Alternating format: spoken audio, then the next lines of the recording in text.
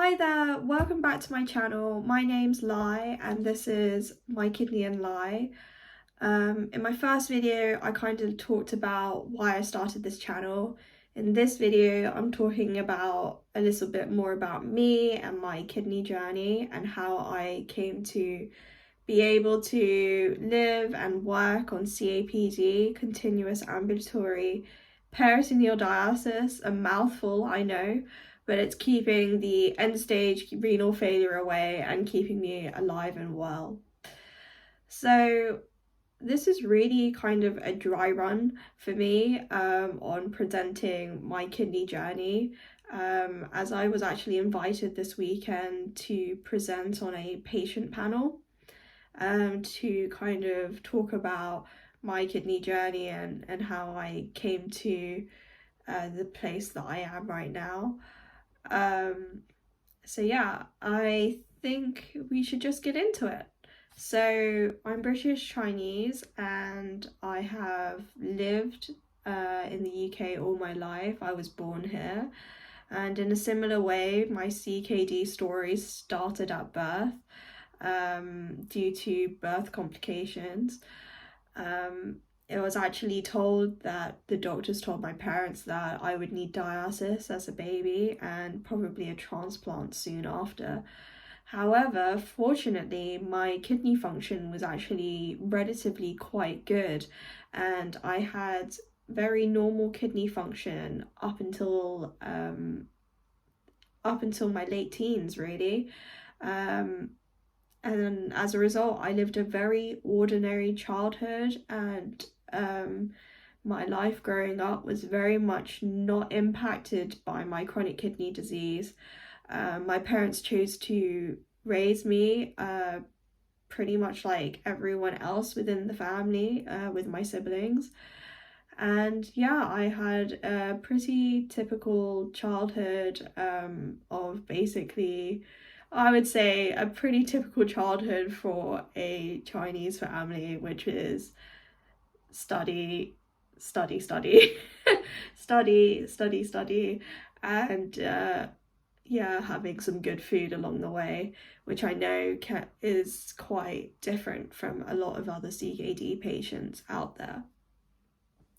So it was only really at university when my kidney function started to rapidly decline. After my first year of university, my kidney function actually halved. So I think it went from 70% EGFR down to 32%, which is quite a significant decline. And it took a lot actually for me to understand what that actually meant in terms of, you know, the different stages of CKD and potentially going on to dialysis a lot sooner than was anticipated. It was actually during this time, I think in the summer of my second year, I was actually diagnosed with IgA nephropathy, which is a autoimmune disease, also known as Buerger's disease. And this was really quite shocking. I think, you know, all my life I'd gone to hospital appointments, but I didn't really understand why I was going to these appointments. I always felt quite normal. I looked quite normal, and the mundanity, I suppose, of these hospital appointments really led me to overlook the seriousness of my condition in a way. I found that these hospital appointments that I was going to every 3 to 6 months were pretty much the same each time. It was always height, weight, blood pressure, bloods, and a urine sample, and a general physical checkup. But I suppose as a child and going through pediatrics and children's hospital, they really never really truly explained what was happening to me, what made me so different from other people. So when I was then told that, you know, my kidney function had halved and I had an autoimmune disease, I knew that that sounded pretty bad. And I had watched enough House MD to know that all the really tricky cases were either autoimmune disease or cancer. So if you know, these kind of things, these kind of terminologies kind of really started to raise red flags. And as a, I don't know, 21, 22-year-old, first time living away from home, listening to kind of this very serious news from the doctor, yeah, it was really quite tough to hear and swallow. And in all honesty, I was probably in a lot of denial, because I went back to university like a month later and carried on with the grind, and basically tried to finish my qualification at university, as that was really all I was taught to do. I was always taught to, you know, study hard and get my degree. And that's pretty much what I did. I kind of cobbled together some knowledge from the internet about what IgA was. I didn't receive much information from my doctors at the time, and graduated university with a 2-1, which is fantastic. I worked really hard for that. Some might say that, you know, my body really suffered for it, and that's something that I am still, you know, kind of working through. So yeah, and yeah, so I ended up taking a bit of a gap year, just to an unimpromptu gap year, because I had to find a job as a graduate. I really felt that I couldn't handle doing my workload as well as look for a job, so I actually decided to just take a year to look for a job and ease that pressure off myself. I think, you know, looking back, you know, hindsight's a beautiful thing. There are a lot of things that I wish I could have changed. I've agonized a lot about, you know, if I had changed my diet suitably to a more renal diet, if I had done more research on the matter, maybe I could have preserved my kidney function for a little bit longer. But, you know, that is what hindsight is, and this is why I've made my channel, really.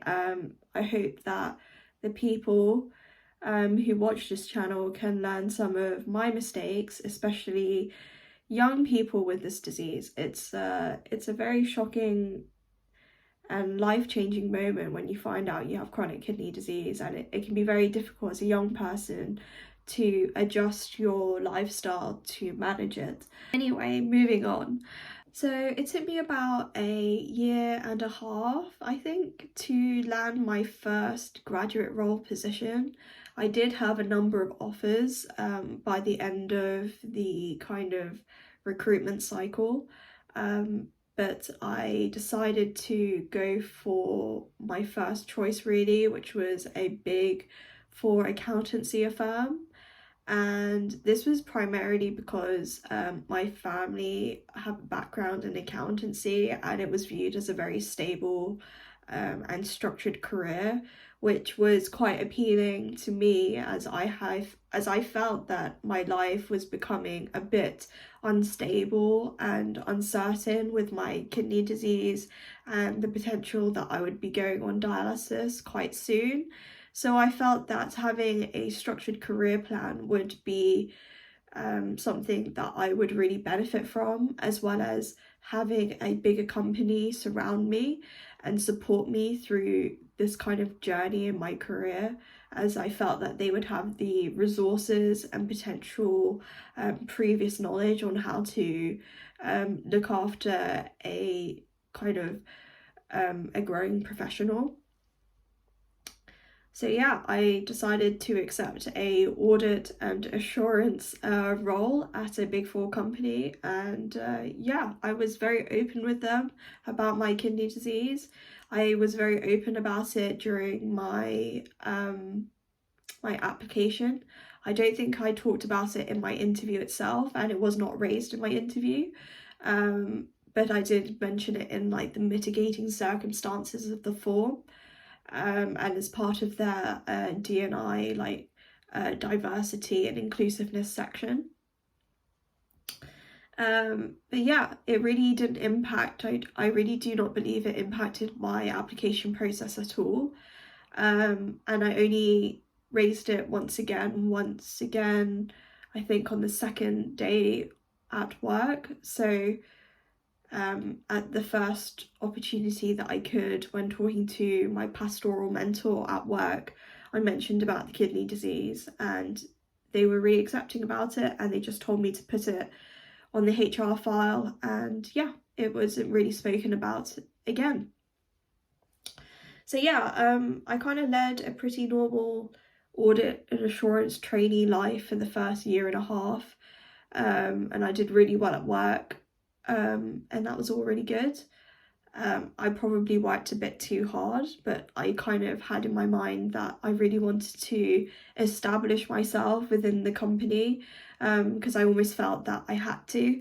I felt that if I was going to go on dialysis soon or any time in the future, I wanted to have this really good track record, and to know, I wanted them to know that I was a good worker basically, and that if I did have to take time out or have kind of different working kind of conditions as a result of my kidney disease, I wanted them to know that I was very capable, kind of thing, and things like this. This was long before that I knew that I had disability rights and kind of rights to work, and that I shouldn't have been treated any differently anyway. But I think it's kind of natural that when you know that there's something against you, you want to almost overcompensate. So yeah, that's kind of what I did. Better for worse, really.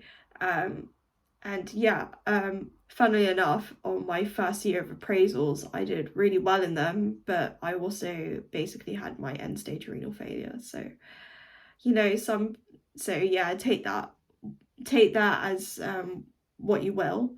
And yeah, I went to end stage renal failure. And yeah, so yeah, I was immediately admitted to hospital, A&E, sent a text to my employer saying I'm in A&E, can't turn up to work on Monday, probably won't turn up to work for the next few weeks. Turns out I didn't go back to work for the next 6 months. So that was pretty shocking, I think, for my employer. It was the height of the pandemic. It was a really stressful time for everyone, I think. It was kind of really the height of the second wave, I think, or the third wave of COVID-19 at the time. And I was sitting in A&E and then went on to a specialist renal ward, where I was fitted with the emergency catheter for hemodialysis. I was on hemodialysis for about 2 weeks, 2 to 3 weeks, and then on peritoneal dialysis for the remaining, and I've actually been on peritoneal dialysis ever since. And that was really scary. I feel like I still need to process quite a lot of the emotions of those few weeks. Yeah, and it was really tough. It's the height of the pandemic. They're telling you all about these infection rates and, double risk if you have any comorbidities or like any secondary like health condition things. And I was stuck in the renal wards, and you would overhear stories about COVID in the COVID renal ward and things like this. So it was a really stressful and scary time, and actually what kind of made it worse was that I was actually losing my vision throughout those 10 weeks at hospital. I was actually losing my eyesight, and yeah, it was all kind of falling apart. And yeah, I was kind of not really sure where my life is going, to be honest. I didn't even know if I was going to go back to work. So yeah, I took 6 months off work, and yeah. I actually returned home just in time for Christmas, which was kind of a really sad Christmas, because the PM, the PM, Prime Minister Boris Johnson, told us we couldn't have Christmas that year. And I was really looking forward to Christmas to be with my family, but I was just with my parents, which was quite which was great. But you know, I think we always wish for that big family Christmas every year, especially after a very hard year. And yeah, I had a really tough time. I think I spent about 4 months getting to grips with home dialysis before returning to work. I returned to work on a phased basis, and yeah, it's kind of been a year on since returning to work, and yeah, I'm working full time on home dialysis, and yeah, and now I'm giving a talk on the weekend about this exact same kind of story. So yeah, it's been about over a year now since returning to work full time on home dialysis, and it has been a roller coaster.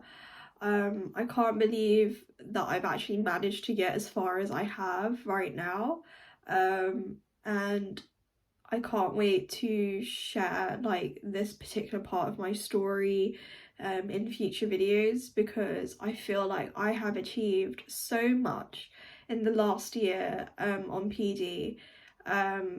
And you know, that I just think there are just not enough stories out there about what kind of life you lead after kidney failure, especially if you don't have an immediate transplant on the horizon like myself.